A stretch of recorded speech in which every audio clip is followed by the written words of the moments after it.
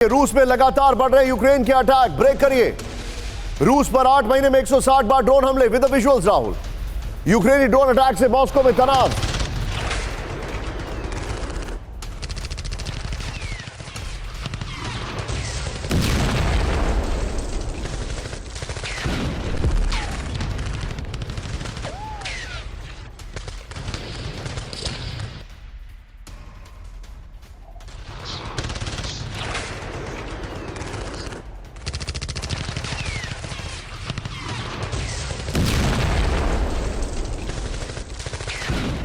मैं आपको दिखा रहा हूं, सीधे आइए राहुल, इसके जरा वॉल पर आइए। 8 महीने में रूस पर 160 हमले हुए हैं, यह इंफॉर्मेशन आ रही है। राहुल, मॉस्को पर जो पहली ब्रेकिंग थी, मॉस्को पर ड्रोन अटैक है, उसको तैयार करके रखिएगा। ये देखिए, आप मेरे जो कैमरा पर्सन है राणा साहब, जरा जूम इन करिए। ये जो आपको रेड स्पॉट्स दिखाई दे रहे हैं, मेरे सहयोगी सचिन ने मुझे पूरा डिटेलिंग दी है इसकी। ये देखिए, मॉस्को में ड्रोन अटैक के रेड स्पॉट्स आप देख रहे हैं। ये देखिए, ये पूरे रेड स्पॉट्स रशिया में हैं, और ये जो हैं, ये ब्लू जो डॉट्स दिखाई दे रहे हैं, ये सी ड्रोन्स के अटैक हैं। अब देखिए, एरियल अटैक लाल वाले निशान, सी ड्रोन नीले वाले निशान आ रहे हैं। अब डिटेलिंग देखिए जरा। 8 महीने में रूस पर 160 हमले हुए हैं। एरियल अटैक और सी अटैक में आपको दिखा रहा हूं। इस सब के बीच में एक और बड़ी खबर आ रही है। रूस के रोस्टोव में लगी भयंकर आग। ब्रेक करिए इस वक्त की बड़ी खबर। धमाकों के बाद रोस्टोव नेप्रोत्स्की मार्केट में लगी भीषण आग।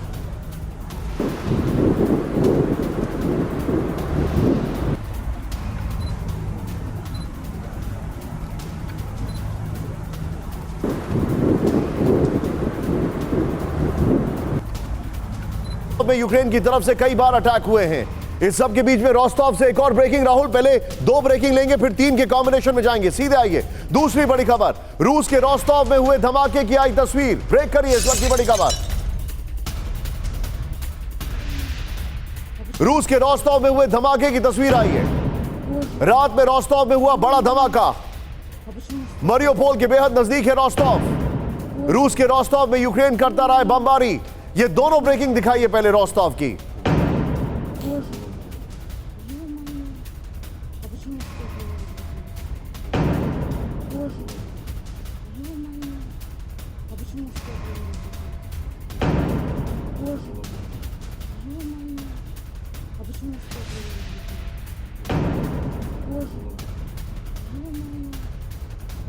सीधे मैं चलूंगा जल चतुर्वेदी सर के पास। सर, रोस्टोव में धमाके हो रहे हैं, बेलग्रोड में धमाके हो रहे हैं, ब्रियांस्क में धमाके हो रहे हैं, क्रीमिया में धमाके हो रहे हैं, मॉस्को में धमाके हो रहे हैं।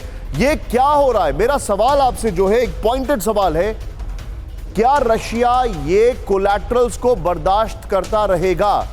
क्या ये ऐसे ही चलता रहेगा, और कोई ऐसा टिपिंग पॉइंट आएगा जब वो बोलेगा कि नहीं, इनफ इज इनफ, अब समथिंग बिग?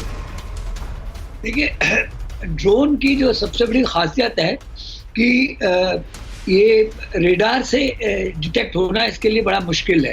एंड क्योंकि इसका सिग्नेचर बहुत छोटा होता है, और ये इसका लेवल ऑफ फ्लाइंग भी लो होता है। लेकिन अब जैसे कि रशियंस को अब ये पता चलने लगा कि क्योंकि आप देखिए, ज़्यादातर ये डिस्ट्रॉय हो रहा है, जो डैमेज हो रहा है वो डेब्री से ज़्यादा हो रहा है, आग लगने से ज़्यादा हो रहा है।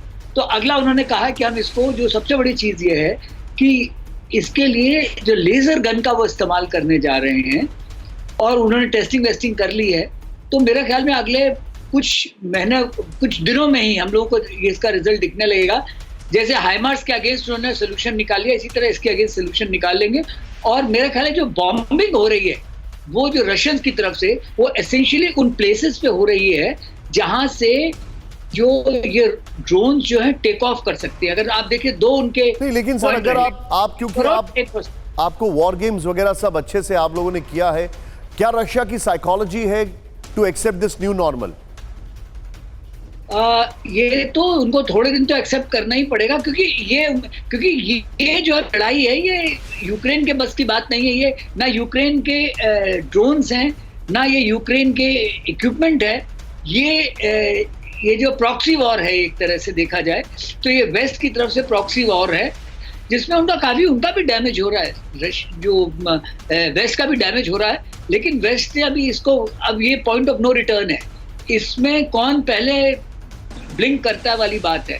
रशियंस ने डिसाइड कर लिया हम ब्लिंक बम्प नहीं करेंगे, पॉइंट टेकन, क्योंकि उनको सबसे बड़ा फायदा क्या है कि बहुत बड़ी डेप्थ है, आप कहां तक जाओगे, 1000 किलोमीटर लैंड स्पेस बहुत बड़ा, यू राइट।